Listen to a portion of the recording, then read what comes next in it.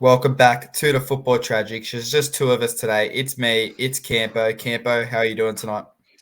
Good, mate. Another 3 points in the bag. Looking good. Well, another 3 points. We're both happy. There is no Aaron, there is no Morty. One's at work, one's on a work trip, one's trying to pay off VAR again, and one of them's trying to get away from Liverpool's results. But obviously, Campo, we'll jump straight into it. We did start with the Merseyside derby. It was Everton 0, Liverpool 0. Both keepers on absolute fire in this game. What were your takes on this match? Virgil should have had a red card. So, for instance, that's the first call the VAR missed.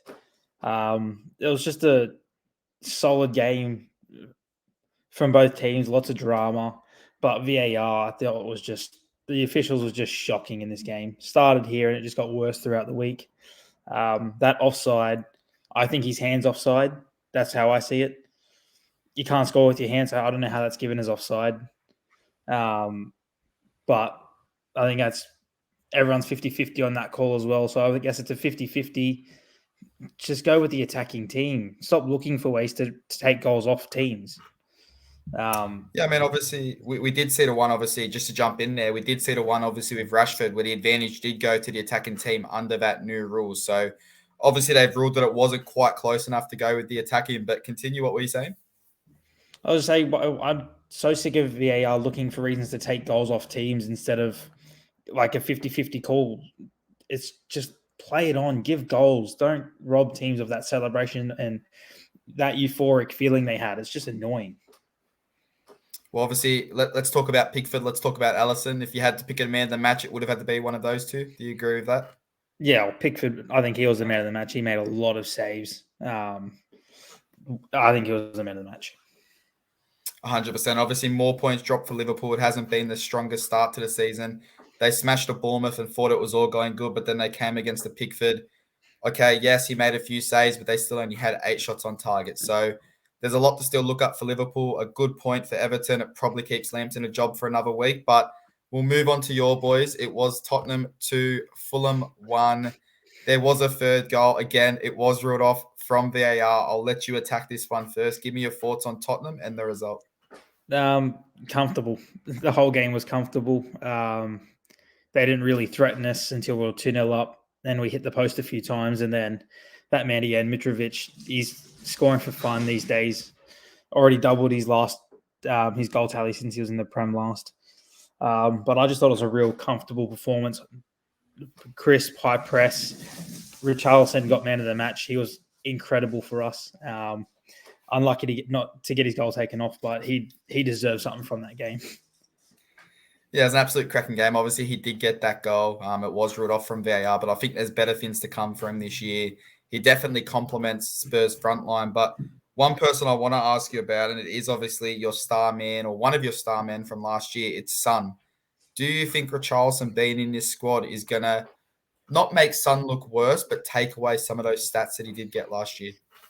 No, I don't think so, because you saw when you add quality to that front three, they all contribute. Like you saw, Son wasn't near the Golden Boot race until Kulusevski came in, and that added dynamic just helps that whole front three gel together. It's just more chances created, more chances for Son. So I think the more quality you have up top, the better chance you have of scoring. 100%. Obviously, I thought this was a good result by Tottenham. It does push them further up the ladder. We'll get into it later. Obviously, City dropped points. We've already spoken about Liverpool dropping points and Arsenal dropped points. So I'm not saying the title race is open because it's still early days, but it does keep that top 5 or 6 quite close. But moving on to two teams that we did have in or around that relegation is Nottingham Forest 2, Bournemouth 3.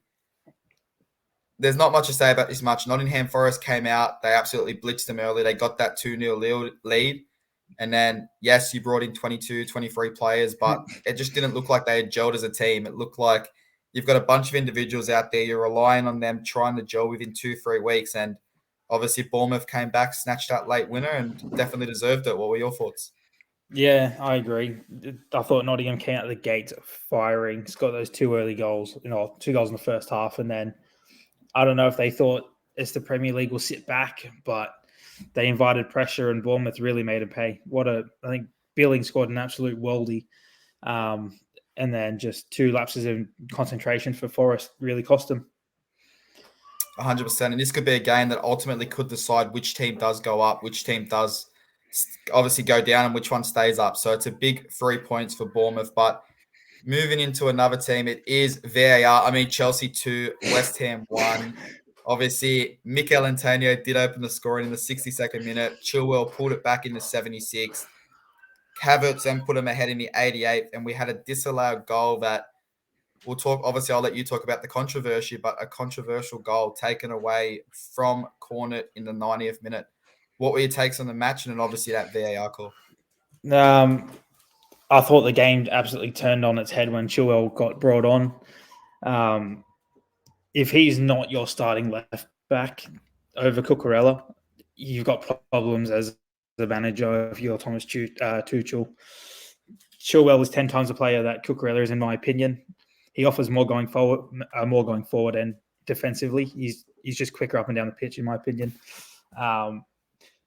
But again, another lackluster performance from Chelsea. Weren't firing any shots until Chilwell came on. So Chelsea lucky to get away with this result. Very, very lucky, because Reece James heads it back towards Mendy.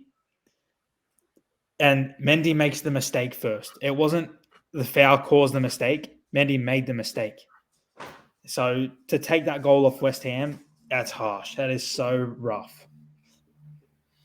I've got to agree. I thought it was a bit tough. I think anywhere else on the pitch, or if there's a shot taken there and he steps on him, I'm 100% saying it's a foul on the keeper. But where is Cornet? Well, not Cornet. Where is the player meant to go when you have a goalkeeper jumping at your feet? You've got to try and jump over the top. Yes, he made contact, but I think a little bit of common sense in that VAR box would have had the right decision here. But ultimately, again, Chelsea get the points, whether it's lucky, whether it's a bullshit call. They do get 3 more points, but are we surprised? Are we surprised that there's a bit of, not bias, but are we surprised that it's the person in the VAR room making the decision incorrectly? No, I'm not surprised. They've been doing it wrong all season. I think they just felt like they owed Chelsea one from that Tottenham game. Oh, mate, I am so happy that they got robbed against Tottenham, because it's come back to bite them on the arse there, and at least it's evened up now and they can get over the whinging. But moving into a team that, a result that brings a lot of smiles to my face, because Leeds are in the absolute mud. It's Brentford 5, Leeds 2. The scorers, obviously, Tony did get his hat-trick. Mbembo, 80th minute goal. Wissa, 90th minute goal. For Leeds, Sinistera, their star man at the moment, and Mark Rocco got on the score sheet. An absolute cracking game. I thought both teams went to head-to-head. Leeds were probably a bit, I don't want to say unfortunate to not get the result here, but they definitely had the possession. They had the shots. But again, Tony, there was a reason he was on the radar of some of these big clubs coming into this season. He scores a hat-trick. He's calm and cool from the spot. 5-2. Are Leeds going down? Are Leeds in trouble, Campo? Or can you see him bouncing back? I don't think they're in trouble. Brentford they took me by surprise how good they are at counter-attacking football. They just open you up and they can play that quick counter-attack and really stretch your defense and force a lot of errors from your defense. But Leeds under Jesse Marsch, they play a lot better football. They look better in defense, except for this game. They've looked a lot tighter in defense, and they're creating more chances every game. So I think they're fine so far. I think Brentford are just very dangerous on the counter-attack. I mean, hey, I saw it. We were down 4-0 after 30 minutes, so they're definitely very dangerous. Like I said, if you're a Leeds fan, you might be a bit worried given how last season went, but I think you're moving in the right direction. You've made a few signings. You've brought in another striker, which I do think is crucial if you are going to stay up in the league. So it'll be interesting to see what happens when he finally does hit the pitch. But moving on to another team that started well, got the upset against Chelsea, and now fallen to Wolves. It is Wolves 1, Southampton 0. A 45th minute goal by Daniel Podence. It was kind of not a lackluster match, but obviously there was only 3 shots on target. It was close in possession, close in passing. Where to next for Southampton? Obviously, they can't keep losing games, drawing games. They can't come in, upset one of the big teams. They played cracking football against United, deserved the penalty. They knocked off Chelsea. they come to Wolves and almost show nothing in front of goal. So what's next for Southampton? Just hopefully they change the fixtures to versus Chelsea every week. I think that's what they got to hope for. But it's just there in both teams. There's just no real out and out number 9 that will get you 20 goals a season, 15 goals a season. Jimenez was that player until he had that nasty head knock that ruled him out for a long time. So they're both still looking for that real goal scoring threat that will score 15 goals, carry them to score. If either team had a goal scorer in this game would have been 2-1 to the team that had it. It's just both teams really struggle in front of goal. 100%. Obviously, Che Adams did score a few goals early, but I think it's time they do, and it's going to have to wait till January, but Southampton definitely need to bring in another striker if they are going to stay up this year. But moving into oil money versus Vieira ball, it is Newcastle 0, Crystal Palace 0. They both had about 20 shots. They only had 6 on target for Newcastle, 9 on target for Crystal Palace. Not a game that I saw finish in 0-0. What were your thoughts going into this game and then on the game overall? I just couldn't believe that there was over 40 shots in this match and not one went in. Very controversial again from the VAR with that so-called foul on the goalkeeper. I'm pretty sure it was Crystal Palace conceded from that, didn't they? Yeah. So again, I feel Newcastle feel like that's 3 points just robbed of them, or 2 points robbed. They've been looking good. They did enough to win this game, in my opinion, but again, another controversial VAR weekend that has taken 2 points off someone. 100%. Obviously, I wasn't watching this game at the time. I was watching a few other games, but I did have Goal Rush on, and they did miss a few chances, Newcastle. I think it was their striker, Isak, missed a one-on-one early into his debut, and then obviously that goal that did get ruled out. So like you said, it's probably 2 points dropped for Newcastle rather than 1 point gained. But for Crystal Palace, they've started the season strong. Zaha looks like Zaha does before the transfer window opens. He hits form and then backs off. But obviously a great result for the neutral, I guess, if you're sitting in around that mid-table. But moving on to the next game, it's Aston Villa 1, Manchester City 1. VAR at the thick of things again. I'm not sure how in the world he was ruled offside. I don't even know if that was the call. Like, obviously, I haven't read in to see if that was the call that was ruled offside, but there's no way he's offside. So Villa should have got 3 points from this game. City, again, they've looked dominant. Haaland on the score sheet again. The guy's making it look like a farmers league, but this is ultimately 2 points that Villa have been robbed. What were your thoughts? Oh, I agree 100%. They were absolutely robbed. City were very wasteful this game. Unlike them, they bombed a lot of good chances. But for some reason, they tell the linesmen to not flag unless it's 100% certain. How was he ever certain on that? That was 100% offside. He stopped play. They've scored a free kick. They've scored that worldie from Coutinho. And VAR doesn't come in and say, no, he's onside. They got ball went in. That's a goal. I don't know how they got that so wrong. And Steven Gerrard, as much as a hard time I give Villa for being shit, they deserve 3 points from this game. And they've had 2 points just ripped from them. I mean, the only benefit I'm going to give is I don't think he puts that ball in the back of the net if the whistle and the flag hasn't gone up. I think City do block that. I think they do throw bodies. The whistle had gone. So it's a bit of a might have happened. But let's talk about Haaland for a second. 6 games, 10 goals. What is a realistic number for this player in the Premier League? Oh, he's going to break Mo Salah's record. It's so obvious. You can see why Harry Kane wanted to go there. The amount of good balls strikers get in that team, any decent striker scores 30 plus for City. That's a big call. If you're listening to this, Gabriel Jesus, you are not a decent striker because you did not score 30 goals for Manchester City. Campo said it first, but we'll move on to Brighton 5, Leicester 2. Leicester went ahead 1 minute into this game, and I thought, okay, they're fighting for Rodgers. 10 minutes later, Luke Thomas own goal. 5 minutes after that, Caicedo scores. They get back to 2-2 for a goal through Daka, and then it's a absolute ambush in the second half with goals to Trossard and 2 goals to McAllister. how does Brendan Rodgers still have a job? How has he not been sacked yet? And when do you make the call? Do you wait till you're 20 rounds in and you're in relegation, or do they make the call now and try and get someone in? I think Leicester's owner is patient. I don't think he'll sack him unless he really has to. I don't think this is as bad as I think Brighton are just a really well-drilled team under a very good manager. And players like Trossard, he ran the show. McAllister, they both absolutely dominated this game. Chance after chance, getting in behind. It was just incredible.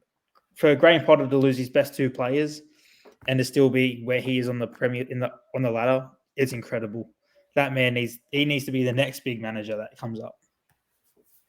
Well, who knows? Maybe he might get a Leicester and he might get him off the bottom of the table because, again, it is looking quite scary. There is already that 3-point gap between them and safety, and who knows how quickly that can open. But like you said, they did lose their players, Brighton. He has turned him into a crazy team. They're performing well, and they're currently sitting fourth on the ladder. So we know what happened last year. They were first. They did drop quite quickly come the middle of the season. So it's going to be interesting to see what happened. But we'll move on to the last game of the round.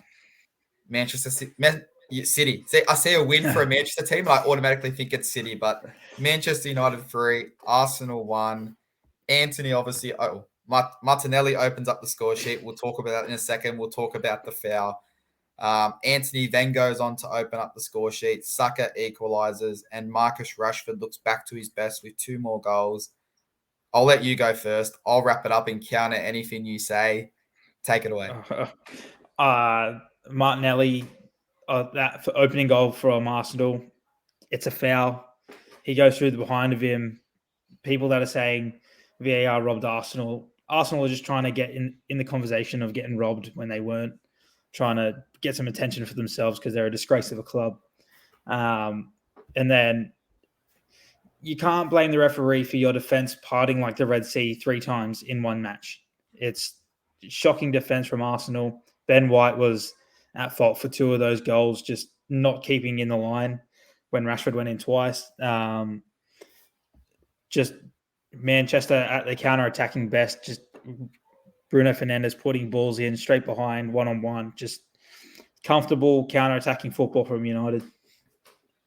Yeah, 100%. Obviously, like I said, Antony on arrival. There's a lot of criticism based on the money we did pay for him. I do agree. I think it's way, way too much. But obviously, his debut game, he does get on the score sheet. Now, like you said, that Martinelli one, I think if you go back 10 years, the likes when you had the Rooneys, you had the Vidiches, even 20 years, you had the Ferdinands, you had all those players, it's never a foul. But given today, you can't come through the back of someone. You can't extend your hands. Arsenal fans, get over it. You've lost the game. I thought we looked a lot better when Casemiro and Fred came on. I thought they controlled the game again come that second half, but ultimately the job was done. We got the 3 points. That's 4 in a row. We move up to, I think it was 5th, 3 points off the top of the table. Are we starting to see those effects?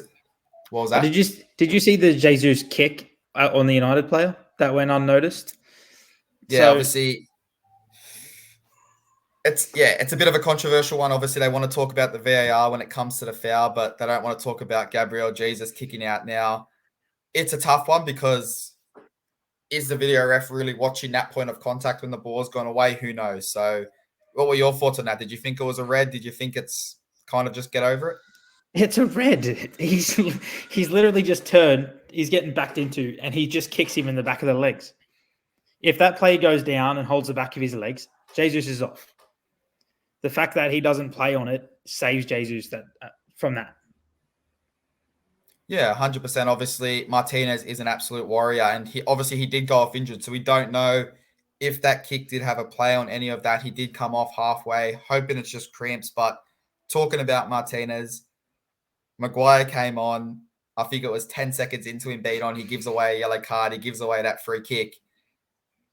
Likely, if they can stay fit, do you see Maguire? Do you see, what's his name, Lindelof? Do you see these players getting back into that lineup? Or do you think it's Varane? Do you think it's Martinez? And if they can stay fit, they're playing the season out? They're playing the season. you see when Martinez has a faster centre back next to him, he doesn't get caught out as much because he has that cover next to him. That's why Timber at Ajax works so well with him.